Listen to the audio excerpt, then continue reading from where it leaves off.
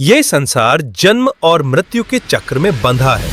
हर जीव की एक आयु निश्चित होती है और मृत्यु उस आयु का अंत। पर क्या हो जब मृत्यु भी रुक जाए? क्या हो जब समय भी थम जाए? क्या हो जब महाकाल स्वयं सामने आ जाए?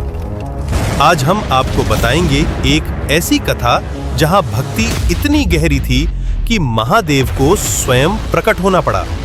यह है कथा उस बालक की जिसकी उम्र 16 साल थी, लेकिन जिसकी श्रद्धा अमर थी। यह है मार्कंडेय ऋषि की अमर गाथा। पुराने समय की बात है, जब धर्म और तप बलवान थे। एक महान ऋषि हुए मृकंडु ऋषि। वो निसंतान थे, लेकिन उनका हृदय शिवमय था। वर्षों तक उन्होंने एक ही मंत्र का जाप किया, ओम नमः शिवाय, ओम नमः शिवाय। सैकड़ों वर्षों की तपस्या के बाद शिव प्रकट हुए और बोले, मांगो वरदान मृकंडु, तुम्हारी तपस्या मुझे प्रिय है। ऋषि बोले, हे प्रभु, मुझे एक तेजस्वी पुत्र चाहिए जो वेद, धर्म और तप में पारंगत हो। शिव बोले, एक पुत्र मिलेगा, पर या तो वो अत्यंत बुद्धिमान पर 16 वर्ष की आयु में मरेगा, या दीर्घायु लेकिन मूर्ख होगा। ऋषि ने बुद्धिमान पुत्र चुना और जन्म हुआ मार्कंडेय का। बालक मार्कंडेय बचपन से ही तपस्वी था। उसकी आंखों में भक्ति, हृदय में श्रद्धा और जीवन में शिव ही शिव थे। वो प्रतिदिन शिवलिंग की पूजा करता, पुष्प अर्पित करता, शिव तांडव स्तोत्र का पाठ करता, जिसे आज भी अमर माना जाता है।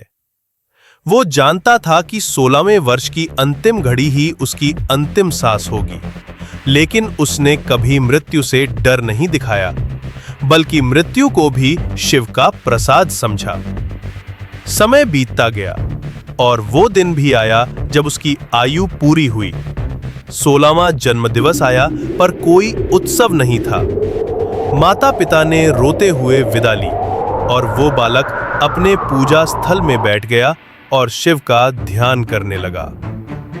आकाश में बादल छा गए। चारों दिशाओं में एक अदृश्य भय फैल गया और तभी प्रकट हुए यमराज, मृत्यु के देवता। काले भैंसे पर आरूढ़, हाथ में पाश लिए,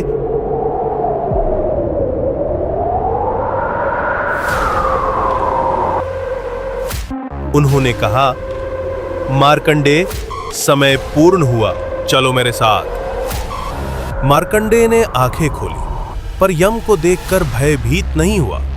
वो शिवलिंग से लिपट गया और शिव तांडव स्तोत्र गाने लगा। जटाटवी गलज्जल प्रवाह पावित स्थले। यमराज ने कहा, भक्ति सुंदर है, लेकिन मृत्यु निश्चित है, और उन्होंने फेंका अपना पाश। जैसे ही यमराज का पाश शिवलिंग को छू गया, पूरे ब्रह्मांड में कंपन हुआ और उसी क्षण उस शिवलिंग से प्रकट हुए स्वयं महादेव। आंखों में प्रलय, गले में सर्प, माथे पर अग्नि और हाथ में त्रिशूल। शिव बोले, ये मेरा भक्त है, इसे मृत्यु नहीं ले जा सकती। यम बोले, प्रभु, ये मेरा धर्म है। शिव गरजे, धर्म? धर्म वो है जो भक्त की रक्षा करे। और फिर हुआ एक अद्भुत संग्राम। त्रिशूल और पाश की टक्कर, गगन में बिजली, पृथ्वी पर कंपन, और अंततः शिव ने यम को अपने त्रिशूल से नष्ट कर दिया। मृत्यु मर चुकी थी, समय रुक चुका था। जब यमराज मारे गए, तब ब्रह्मांड विचलित हो गया। जीव मर नहीं रहे थे, संतुलन बिगड़ गया था। ब्रह्मा, विष्णु और अन्य देवता शिव के पास पहुंचे और बोले, प्रभु, सृष्टि को चलाने के लिए मृत्यु आवश्यक है, कृपया यमराज को पुनः जीवित करें। शिव शांत हुए।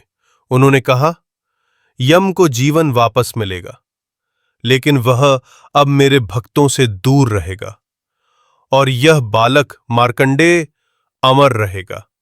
वह युगों युगों तक जीवित रहेगा, धर्म का प्रचार करेगा। और उस दिन से मार्कंडेय चिरंजीवी कहलाया।